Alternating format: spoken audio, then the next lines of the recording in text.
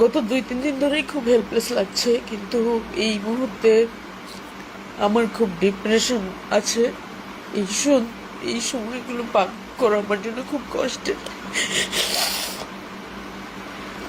গত 2 বছর ধরে আমি বেকার,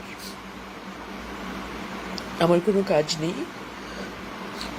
অনলাইনে প্রতিদিন আমি নোংরা গালিগালাজ শুনি।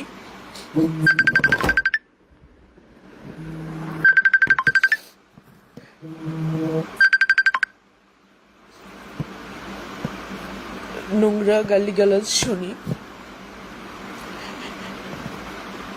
আমি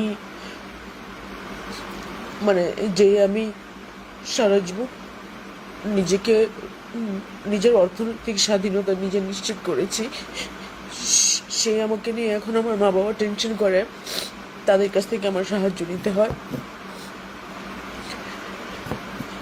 তো আমি আর পারছি না, আমি এই জন্য কিছু জিনিস শেয়ার করছি। গত 2 বছর ধরে দেশের এই পলিটিক্যাল সিচুয়েশনে আমি যে সমস্যার মুখোমুখি হচ্ছি এটা কেউ জানে না।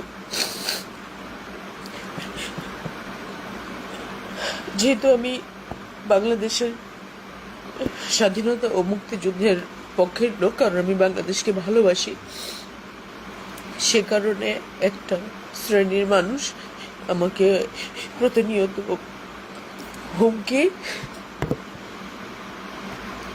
নির্যাতন, অনলাইনে বলি করে আসছে। এগুলোতে আমার কিছু যায় আসে না, আমি সহ্য করেছি, আমি কোনোদিন কারোর সাথে শেয়ার করিনি। এবং সম্প্রতি যেহেতু আওয়ামী ফ্যাসিস্ট ট্যাগ পেয়েছি, আমাকে এই টাইটেল দেওয়া হয়েছে স্বৈরাচারের দোসর। রাষ্ট্রীয়ভাবে আমাকে অনেকগুলো মামলা দেওয়া হয়েছে।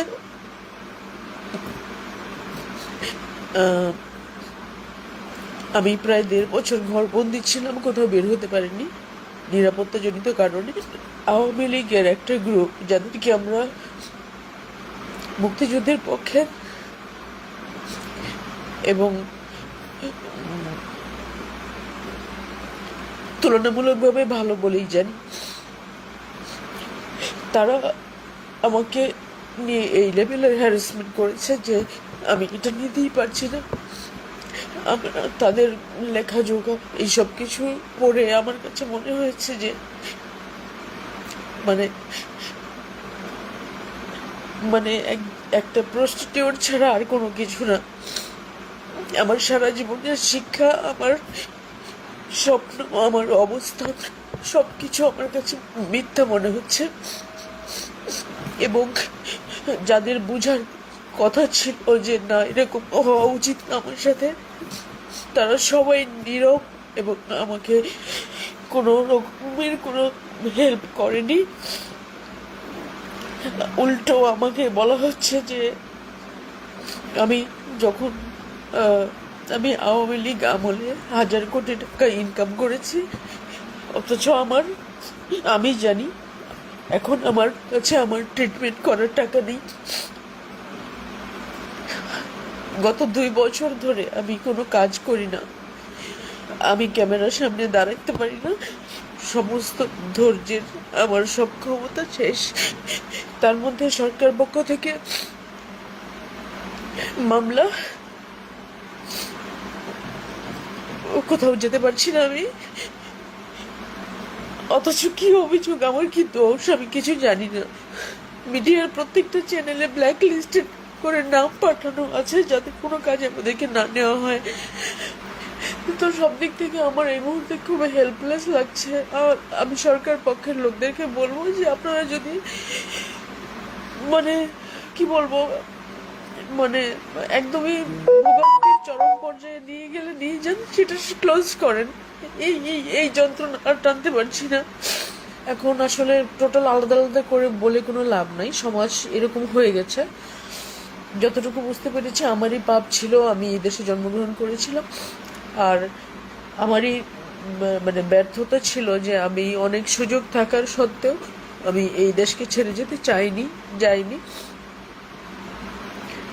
কিন্তু আমি আমি নিজে জানি আমি অনেক সরলভাবে সবকিছু দেখেছি, সাধারণভাবে আমি আমার জীবনটা যাপন করেছি। তার মধ্যে এতটা অশান্তি করা হচ্ছে এসে যে আমি আমি আর নিতে পারছি না আর কি।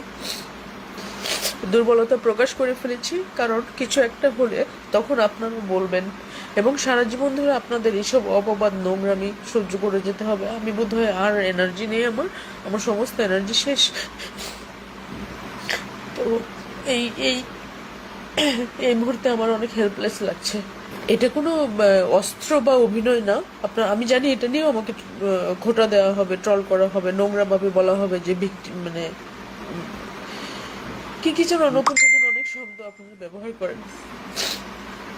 তবে মানুষ হয়ে মানুষের সাথে এত নোংরামি আমার মনে হয় আমি বাংলাদেশে জন্মেছি বলে দেখতে হচ্ছে।